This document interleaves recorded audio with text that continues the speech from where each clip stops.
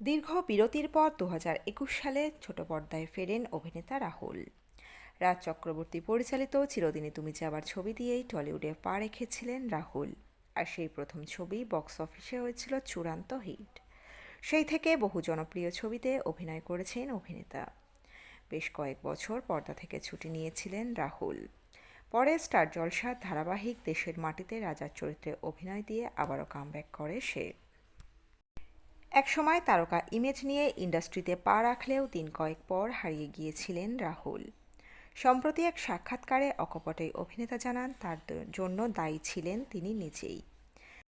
বাবা চলে যাওয়ার পর অসম্ভব মদ গাঁজার নেশা ধরেছিলেন তিনি। বাজেভাবে নষ্ট করেছিলেন সময়। তবে রাহুল একথাও স্বীকার করে নেন সেই সময় তারকা ইমেজের জন্য যে সমস্ত চুমকি জামা পরা লোকজনের সঙ্গে তাকে মিশতে হতো তা তার স্বভাব বিরুদ্ধ ছিল। বিয়ে প্রেমের প্রসঙ্গেও কোনো রাগঢাক রাখেননি অভিনেতা। আসলে পর্দায় রাহুল মাম্পির জুটি এতটাই হিট হয়েছিল যে অনেকের মনেই প্রশ্ন ছিল মাম্পি অর্থাৎ অভিনেত্রী রুকমা রায়ের সঙ্গে রাহুলের প্রেমের সম্পর্ক ছিল। এর উত্তরে রাহুল জানিয়েছিলেন রুকমা তার থেকে প্রায় 10 বছরের ছোট। পর্দার বাইরে তারা কেবলই ভালো বন্ধু, এর চেয়ে বেশি কিছু নয়।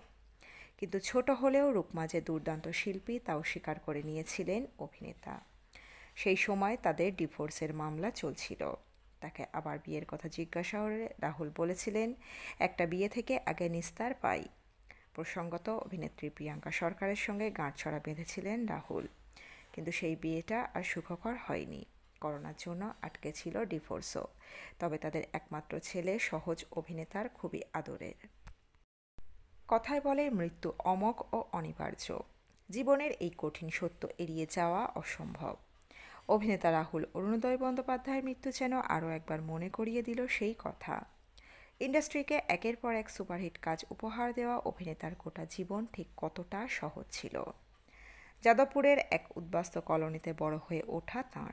সেখানেই বন্ধুদের সঙ্গে খেলাধুলা।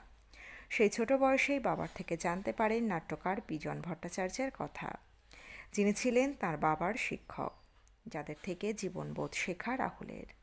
থিয়েটারের মাধ্যমে জীবনকে দেখতে শিখেছেন তিনি। একটা সময় ঠিক করে নিয়েছিলেন অভিনেতা হবেন। সেই স্বপ্ন পূরণ হয়েছিল তাঁর। শিশুশিল্পী থেকে ধারাবাহিকের অন্যতম মুখ্য চরিত্র, সেখান থেকেই সিনেমায় সুযোগ। এরপরেই চিরদিনই তুমি যে আমার। বড় পর্দায় পা রেখে প্রথম সিনেমায় ব্লকবাস্টার। অভিনেতা থেকে রাতারাতি হিরো হয়ে উঠলেন তিনি। অনেকটাই বদলে গিয়েছিল জীবন।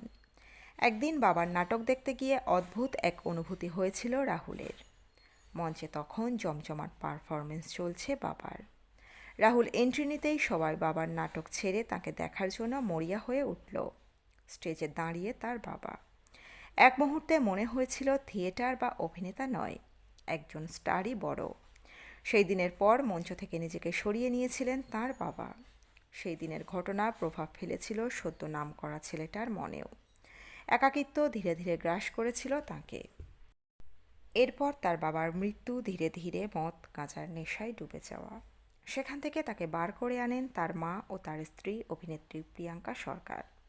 তাঁদের হাত ধরেই আবারও ক্যামেরায় ফেরা।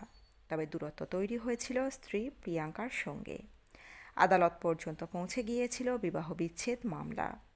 সন্তানকে একা বড় করতে থাকেন প্রিয়াঙ্কা। শুটিংয়ে সারাদিনের ব্যস্ততার পরে বাড়ি ফিরে লেখালেখি করতেন, তবু দিনের শেষে এক অদ্ভুত শূন্যতা গ্রাস করত তাঁকে। হাত বাড়িয়ে যখন বন্ধু খোঁজার চেষ্টায় রাহুল, তখন পাশে দাঁড়ালো ছোট্ট সহজ। তার জন্যই আবারও স্ত্রী প্রিয়াঙ্কার সঙ্গে দূরত্ব মিটেছিল রাহুলের। উপলব্ধি করেছিলেন তাদের দুজনের দুজনকে প্রয়োজন। সহজকে মাঝে রেখেই সহজ হয়েছিল তাদের জীবন। দোল থেকে দুর্গাপূজা একসঙ্গে কাটাতে দেখা গিয়েছে তাদের।